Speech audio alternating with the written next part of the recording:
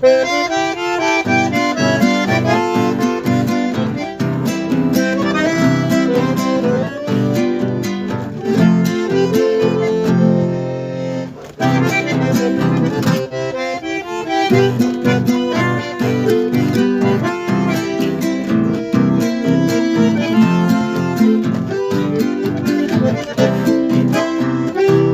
olvidar de Villa Guillermina? Siempre en tus calles soñé por vez primera, en tus veredas aromas de azahar que perfumaron mis locas juventud. Entre el follaje de tu selva bravía, porque ilusiones que anduve mil caminos, tuve la dicha de amores y cariño. ¿Cómo olvidar de Villa Guillermina? Yo soy uno de tus hijos que en la distancia siempre recuerda.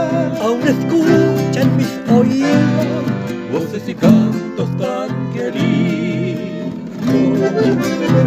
Despertaba las mañanas el trinal del pajarito, el arroyo los amó, fue el testigo de mi adiós.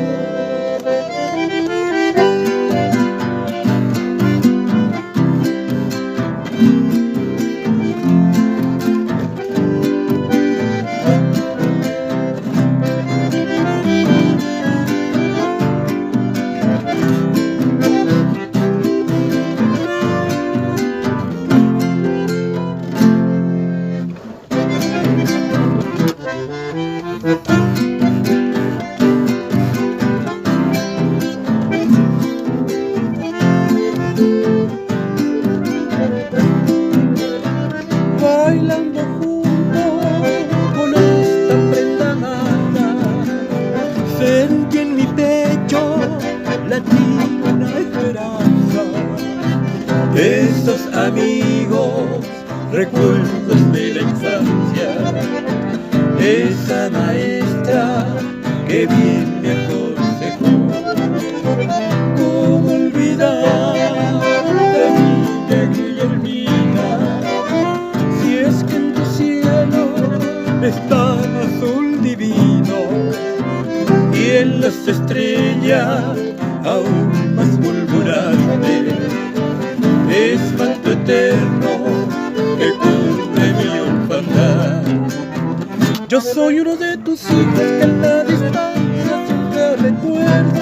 Aún escuchan mis oídos voces y canto tan querido. Despertaba la mañana el trinal del pajarito, el arroyo los amó, fue el testigo